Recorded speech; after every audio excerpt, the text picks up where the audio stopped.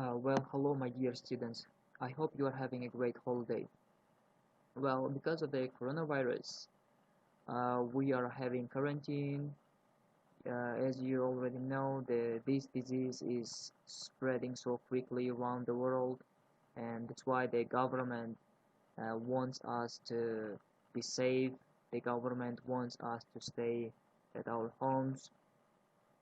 So, anyway, as a Ishaq Razak High School, we decided not to waste our times, and from now on, guys, we will be teaching you uh, with the help of the internet, and we will have English lessons till the end of your holiday. Of course, we will have it online. So today I prepared two sessions.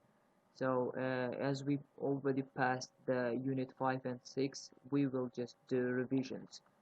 So let me introduce the first session. Of course, we have two sessions today. So the first one is about vocabulary, the second one is about grammar. So let me introduce vocabulary. In the vocabulary part, guys, you will see words. Of course, they are new. Some of them you may know, some of them you may not. Of course, anyway, we will have to learn them all. And you will see a new word. After a new word, you will see definition and of course a picture which will help us to memorize the meaning of the word more clearly. And then you will see the word in a context, in a sentence, in the way how this word is used. Okay, so in the second session we will learn grammar. So in the grammar we are going to have zero conditional. So let's get started from the vocabulary. So let's go. Well, the first word is app. App is a program or a piece of software designed to fulfill a particular purpose. Well, we have got a lot of apps on our phones, right? So they are WhatsApp, YouTube, Facebook, Telegram. They are all apps. We use them almost every day, right? And now you are going to see how the word app is used in a sentence. So, hey, I have just downloaded a new app. Of course, after having found out the definition, you can use this word app in a way that you want to use, okay? So all you have to do is just memorize the definition, okay? That's it. Okay, let's go to the next one. The next word is blog, a website that contains online personal reflections, comments, and often hyperlinks, videos, and photographs provided by bloggers. In a nutshell, blog is uh, your web page where you usually uh, post your videos or photographs, or where you usually share your opinions with others or comments. So this area is a blog. Okay, so let me show you how it is used in a sentence. Have you seen Azimbek's blog? He shared a lot of information. Okay, let's go to the next word. The next word is a browser. The word browser is so popular, almost everyone knows what it means, right? So we have got 5 or 6, maybe even more than 6 browsers such as Google Chrome, Firefox, etc. So let's see how the word browser is used in a sentence. Which browser is the best to use? I think Google Chrome is the best one. So I have just shown how the word browser is used in a sentence. Now, of course, after having found the definition, you can use, as I mentioned, in a way that you want to use. Okay. So let's go to the next one, guys. Next word is channel. Right, channel. Channel is a television station and all the programs that it broadcasts. We have got a lot of channels such as One Russia and TNT. Of course, there are a lot of channels such as Netflix, HBO, or uh, Alter or Qatar. You know them all, right? So all these uh, uh, things, television stations, even let's say programs, are called channels, all right? So let's see the word and the use of the word. I mean how it is used in the sentence. So this channel is boring. Can we watch another one? Very nice. Of course, you can use your own example. And let's go to the next one. Next one is data. And remember, guys, a lot of English words have got a few meanings. So, and the interesting thing about this word is this word has got two ways of pronouncing. The first one, most people say data, and the second one is data. You can pronounce both of them. The both of pronunciations are correct. You can use them. Okay, let's go to the sentence in which it is used. So data is information and of course facts. So you can see in a sentence, I sent my data yesterday. Did you receive it? Right? You can use it in this way. Or of course, anyone has got his own idea. You can use it in a different way. Okay, let's go to the next one. Oh, next one is a desktop.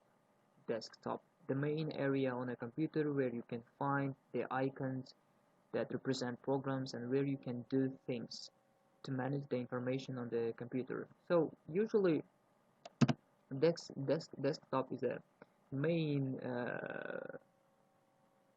area of your laptop, right?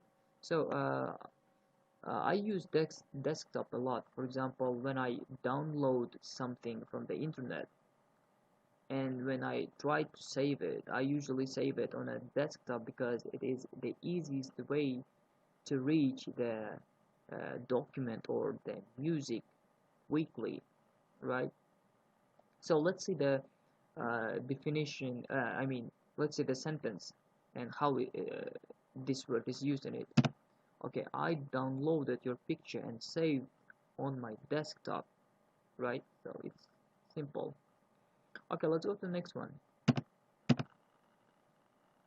Next one is podcast, right? It's very interesting and I love podcast. So the podcast means a radio or television program that can be downloaded from the internet and played on a computer or MP3 player.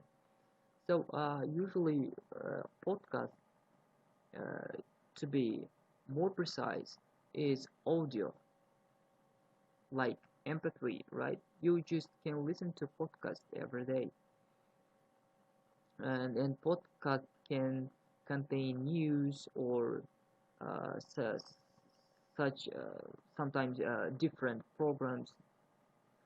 And let's see how it is used in a context. I mean, in a sentence.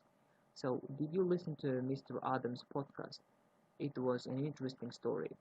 So, I usually listen to a podcast every day in order to improve my listening skill or to enlarge my vocabulary. So I use it. I do it a lot. So let's go to the next one. Okay, the last one is Wi-Fi hotspot, which is the most popular expression in nowadays. So the Wi-Fi hotspot is the function on the phone or other devices that spreads the internet. So I always, well, of course, when I ran out of my internet, uh, 2 days ago probably, I asked my friend to turn his Wi-Fi hotspot because I needed his internet. So let's see the sentence. Okay, can you turn on your Wi-Fi hotspot, please? So hotspot we use a lot to share with the internet, and it's a little function on our phone. Okay, so I guess this is the end of our vocabulary session, and let's go to the grammar. So now we are going to revise zero conditional. So you already know what zero conditional is, but we will anyway revise it again. So zero conditional is used to express facts or things which are generally true. So as you remember, I wrote on the board two formulas. So we have got formula 1, which is simple: if plus subject plus verb 1 plus object, comma, subject plus verb 1 plus object.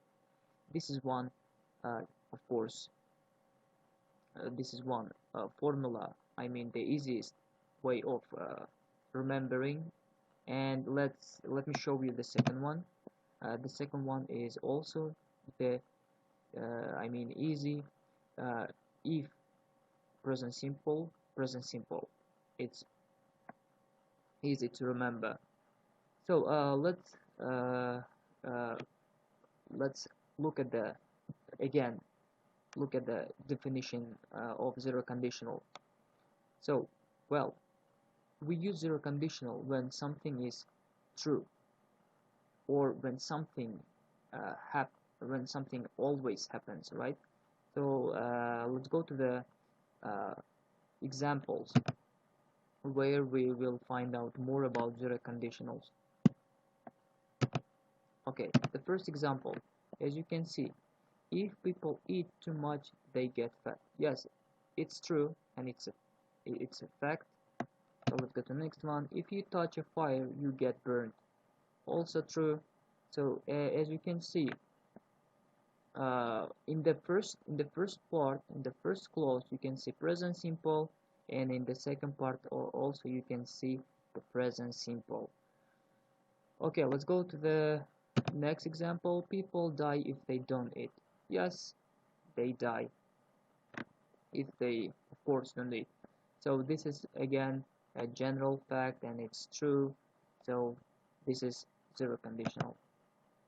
So let me show the rest of the examples. Here you can see them all, right? And another thing to remember, guys. One thing to keep in mind.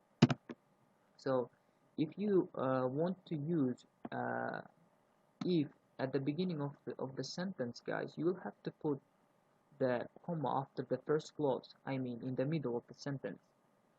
If you put the if in the middle of your sentence, you should not add comma, okay?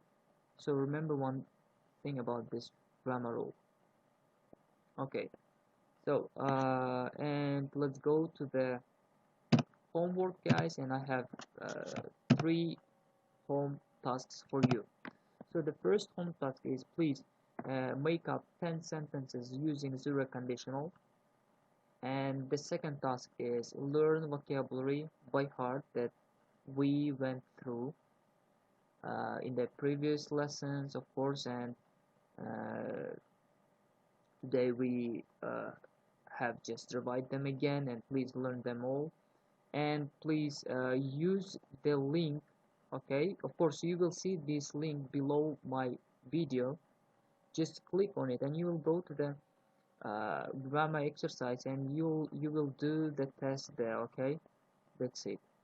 So see you guys, see you in the next lesson. This is it was the first one, and you will of course see me in the next online lesson. Okay, thank you very much. Goodbye.